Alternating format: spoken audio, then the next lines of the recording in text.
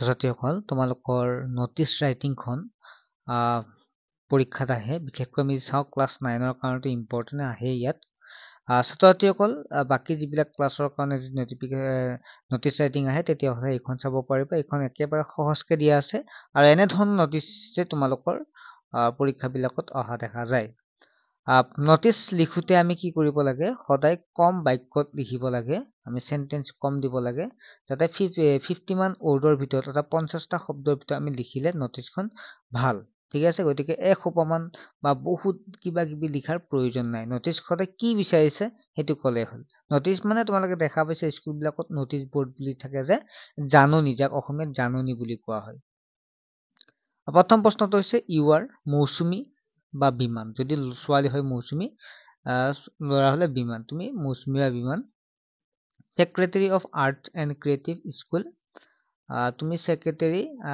যেটো কলা বা তুমি আৰ্ট এণ্ড ক্ৰিয়েটিভ স্কুলৰ তুমি সেক্ৰেটাৰী আৰু ঠিক আছে যিখিনি সাংস্কৃতিক বিভাগ বা তুমি আৰ্টৰ বিষয়ে আমি আৰ্টৰ যিখিনি থাকে সেইখিনি তুমি তাৰ সেক্ৰেটাৰী ঠিক আছে এইলা বুজি পোৱাই তোমালোকে গতিকে জাস্ট মই ইমান জাস্ট পঢ়াই দিছো সিম্পল ৱৰ্ড আছে your school is organizing and dance competition write a notice for your school notice board to invite interested student মানে তুমি মৌচুমী বা বিমান হৈছে তুমি art and creative for secretary হয় স্কুলৰ তুমি তোমাৰ স্কুলত কি আছে ডেন্স কম্পিটিশন এটা হ'ব আৰু তাৰ বাবে তুমি কি কৰিব লাগে স্কুলৰ নোটিছ বৰ্ডখনত কি কৰিব লাগে এখন নোটিছ দিব লাগে যিসকল ইন্টাৰেষ্টেড ষ্টুডেন্ট আছে যিসকলে কৰিব বিচাৰে তেওঁলোকে যাতে জইন হ'ব পাৰে তাৰ বাবে তোমালোকে লিখিব লাগিব প্ৰথমতে বিদ্যালয়ৰ নামখন মই এছআৰ এডুকেশ্যন এইচএছ স্কুল জাস্ট তোমালোকৰ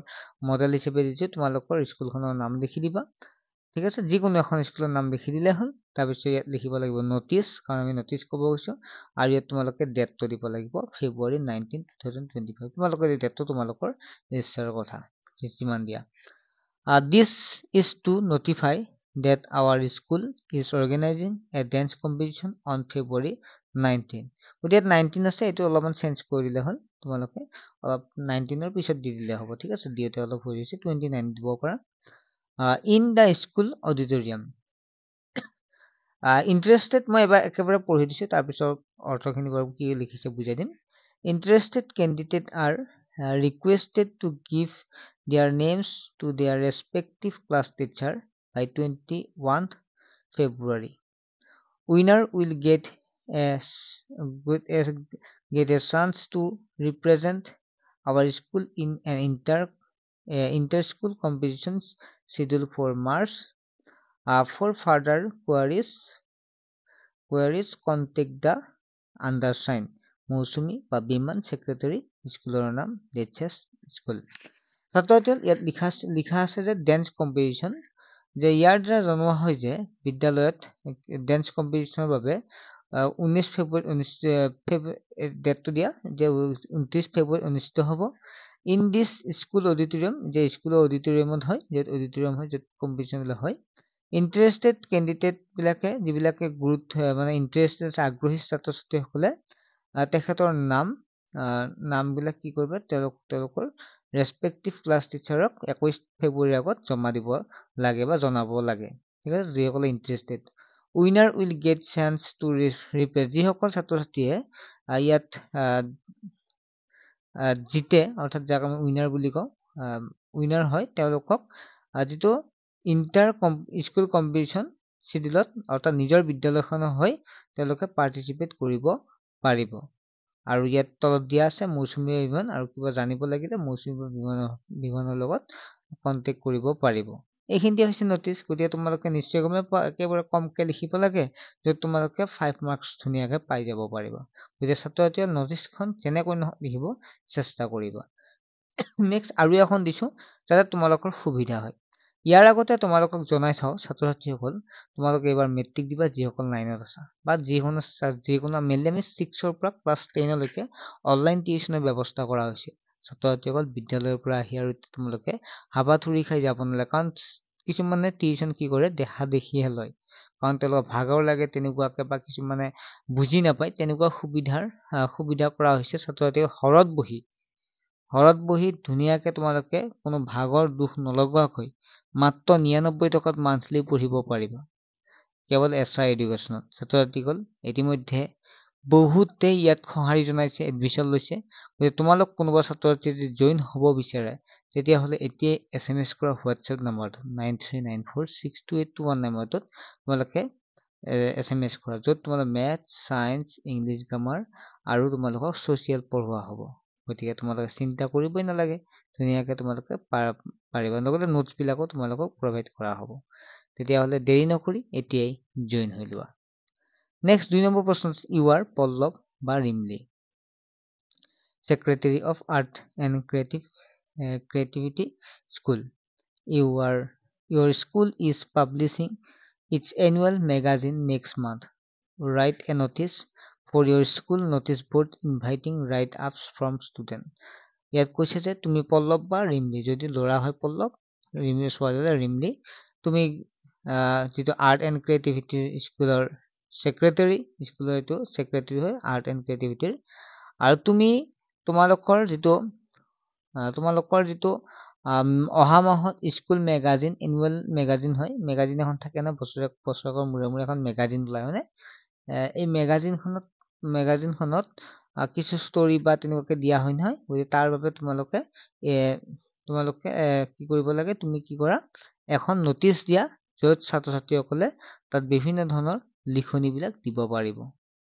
তাৰ বাবে নটিচখন এনেকৈ লিখিব লাগিব।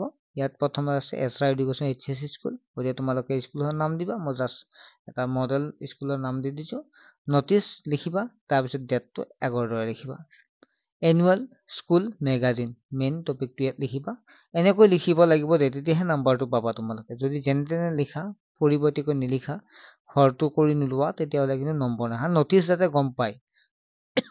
আৰু তোমালোকে এই এনুৱেল স্কুল মেগাজিনটো বৰফালত লিখিবা, অৰ্থাৎ যিটো কেপিটেলটো লিখিবা। Our school is publishing annual magazine next month.